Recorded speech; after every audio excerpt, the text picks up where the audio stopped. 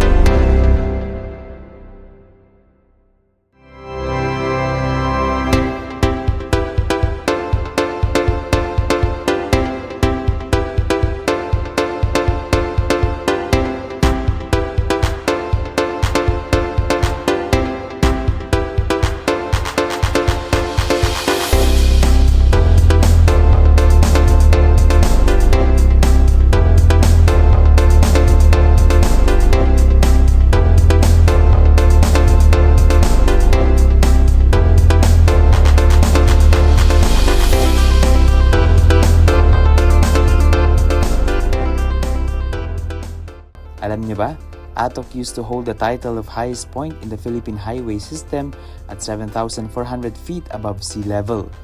Although the record has been broken, ang mga turista dito pa rin ang stopover, especially sa mga papunta sa Sagada or Bontoc sa Mountain Province. Syempre, to take photos at pagmasdan ang napakagandang tanawin. And now, we're about to explore one of the few publicly open flower farms in the area, ang The Heights Place.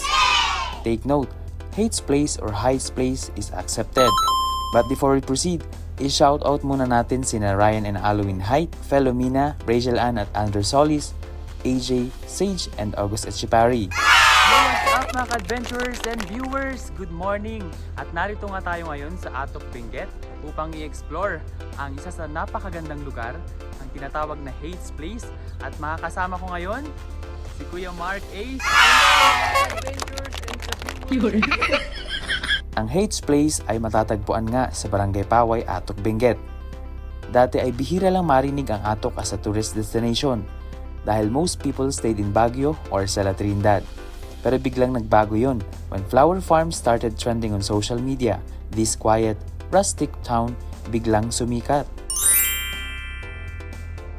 Located about 48 kilometers north of Baguio, bumiyahe nga kami ng alas 4 ng madaling araw mula sa Dangwa Station sa taas ng Center Mall at sumakay kami ng van. Pero pwede ring bus.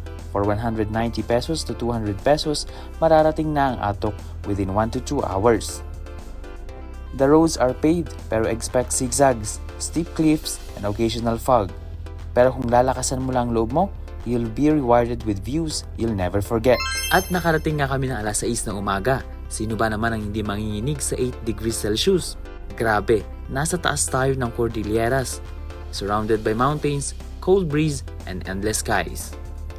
Pero para may lakas kaming ikutin ang buong lugar, kumain muna kami ng breakfast. Nag-order kami sa loob ng cafe at sobrang babait ng mga staff.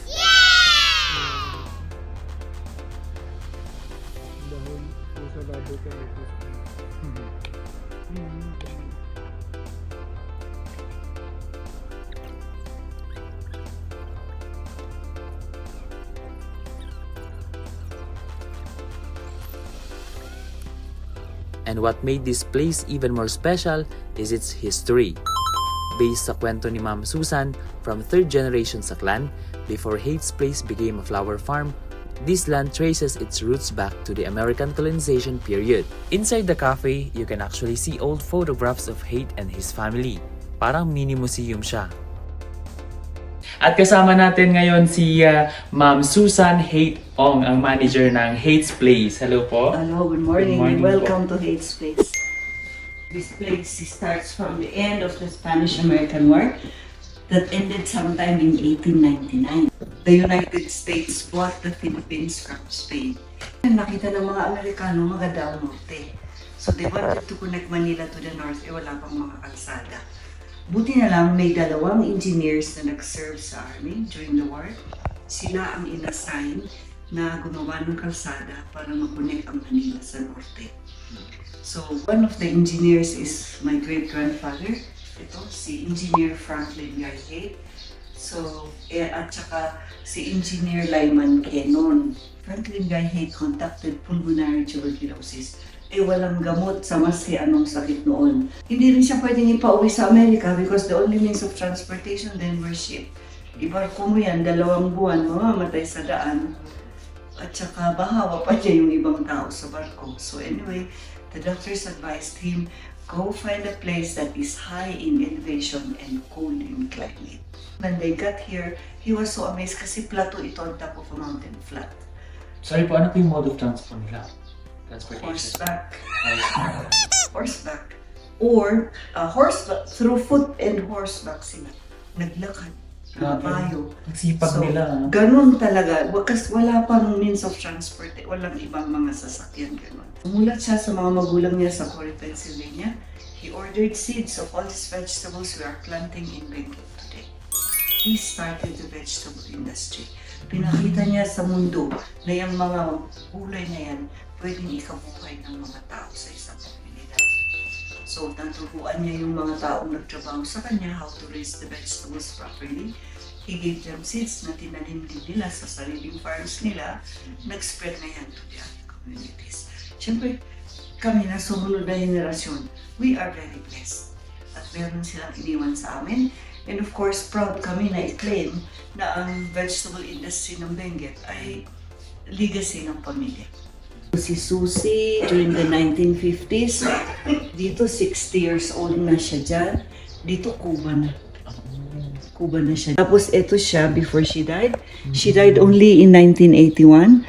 She was 106 years old. Wow, grabe yun. 106. Ito, this was a reunion, clan reunion ng Hate and Celo.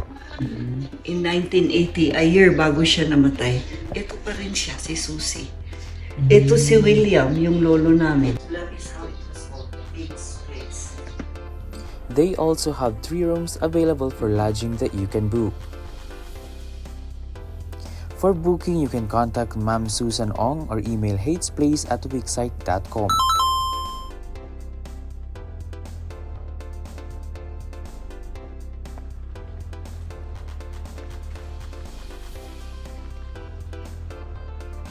Ayan mga adventurers and viewers, kasama natin ngayon si Kuya PJ. At siya ang caretaker dito sa Hate's Place. Mag-hello ka, Kuya PJ. Hello po.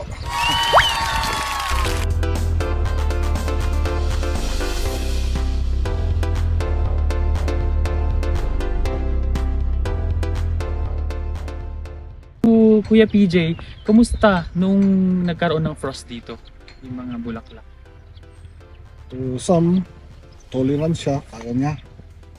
Pero yung iba, kagaya niyan, totally na pinakat na natin yung towers kasi parang Nasunog na. nasunog na. Kaya hintayin natin ulit na mamula.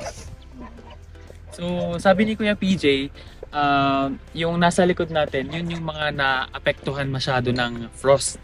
Pero yung mga nandito, mas kaya ng mga bulaklak.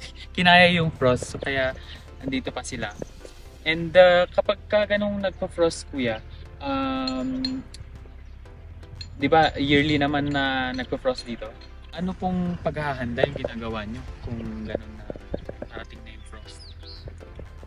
Yung parating na yung frost, talagang every morning ka dyan, mag-sprinkler ka na ng tubig para matunaw agad yung ice. Yun, maka-kon sila. Pero yung mga ibang flowers, kahit anuin mo, pinasok na ng lamig. Kaya totally damaged na yun. So kahit diligan siya ng tubig, wala nang magagawa. Yes. Kaya yung tinatanim namin sa frost area, yung talagang kaya. Para hindi masyadong magastos. Bali, ano ba yung pinakamababang temperature nun kapag nagpo-frost? Sa konto, 5 degrees. Pero sa ground temperature, talagang may ice na. So that means negative kasi may ice. Di sobrang lamig talaga nung time na yun. Ay, sobra talaga. Nung nangyari po yun, may mga turista ba na pumupunta? Dinadayo nila? Mas dumami nung nalaman nilang malamig dito sa atin. Parang yung frost at saka yung bulaklak ang dinadayo dito. Mas marami pumupunta ay anong araw? Saturday, Sunday, Monday. Parang gano'n. So prepared na kayo pag ganun nadagsa yung tao? Right, yes sir. Yung talagang very bright. Uy! Sayang! Nakuha na ba yun? Tigil tayo sa lavender.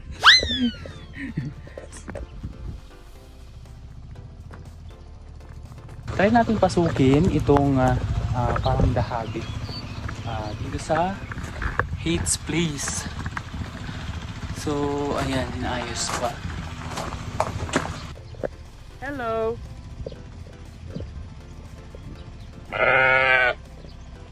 Hi!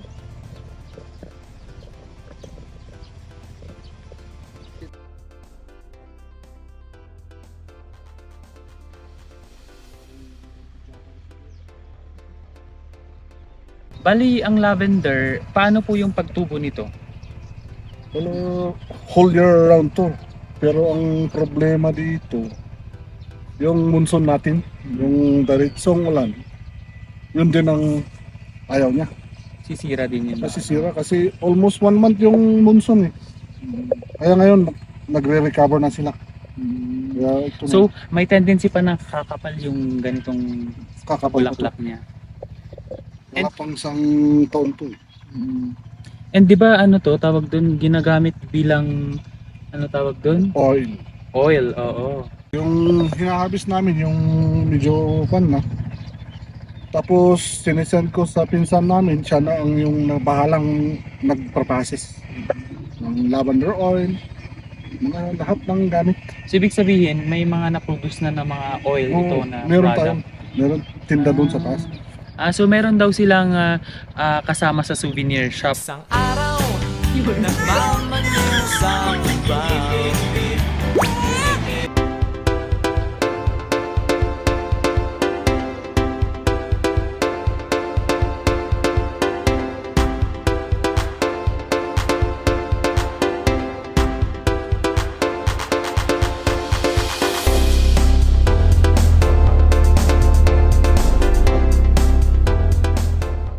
Fields of flowers just go on and on. May snapdragons, alstroemeria, cosmos, lahat nakakarpet sa lupa, with small terraces and clear blue skies as your backdrop. Hindi ko in-expect na makakakita ng ganitong landscape dito sa Pilipinas. Sobrang ganda. Worth it every second.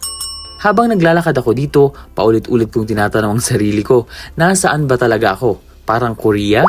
Parang Japan? Pero Atok Benguet pala.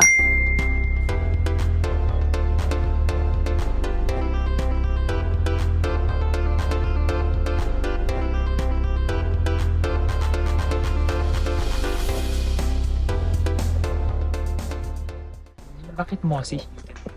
Kasi punta ka sa loob, maraming mga species niyan na dito mo lang makikita. So kapag gusto nyo pumunta dito sa Mossy Forest, dapat ready rin yung paa nyo. Kasi maraming, ilang steps to kuya? Bubukas lang nung last 2 months ago. 2 months ago, bago lang talaga. Last November. November pala yun. And perfect ito para sa mga mahilig sa trail. Perfect! So ito ay bagong-bago na inad bilang attraction dito sa Hates Place. So,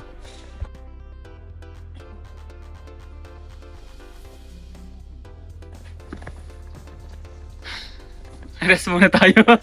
Na para bang napagod agad dun sa inakyat na yun. So kuya, anong parang tip doon sa mga pupunta dito sa Hates Place? May heart con lang kasi ang ibis ng ano dito. Hangin, oxygen. Kaya hindi So dapat karna. i-condition mo na yung mga may mga heart problems.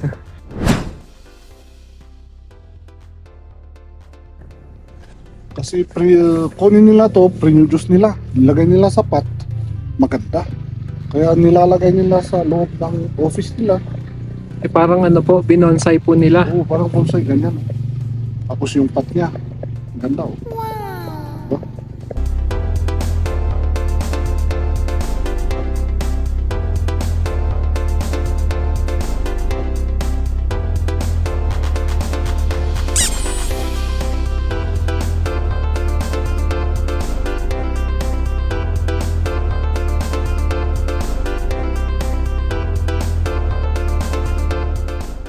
Ayan, so kapag napagod ka, may mga ginawa silang mga bench na pwede mong upuan. Ito mga railings intended para sa mga, kunyari pagod ka, tapos maakyat ka. Or especially sa mga senior na aakyat para may kapitan, of course. Spending time in Hates Place was pure joy. This is definitely a hidden gem in the Cordilleras.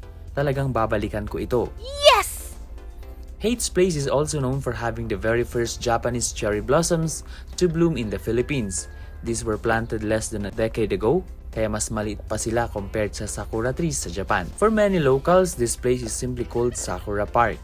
Honestly, that alone makes this place special, pero hindi lang sakura ang bida dito.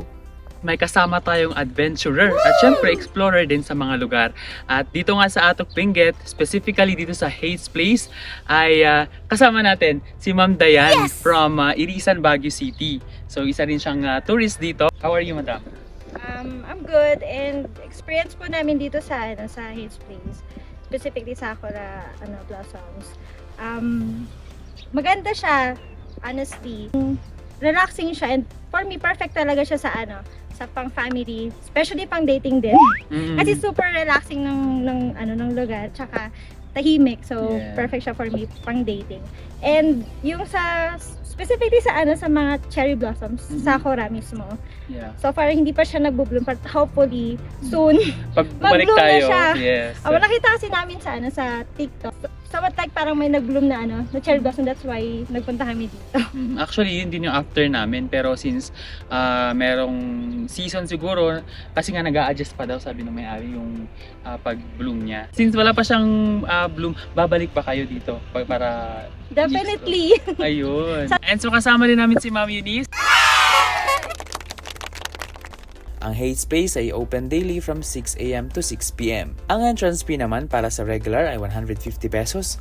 Ang senior citizen at PWD naman ay 100 pesos. Ang kids ages 8 to 12 ay 50 pesos. At ang 7-year-old and below ay free. At ang entrance includes Sakura Park environmental fee at maintenance fee. They also offer camping, prenup shoots, cabins for overnight stay, cafe inside the main building. At yan ang part 1 ng ating Atok adventure. Atok may still be under the radar for some, but for those who've been here, alam nilang special ang lugar na ito. Ano pang hinihintay ninyo? If you're looking for a peaceful escape, Hates Place might just be calling your name. Ayan mga adventurers and viewers, tapos na nating libutin lahat ng parte ng Hates Place. At syempre, magpapasalamat tayo kay Kuya PJ. Thank you so much for taking time para i-tour po kami dito sa inyong place. Welcome po sa Hates Place. Ako muli si Van Pongsila. Thank you for watching Northern Adventures Exploring the North, only on Net25 Baguio. Please like, share, and follow to our Facebook page and YouTube channel. At syempre, comment nyo na kung saan ang next nating explore. See you on our next adventure. Bye!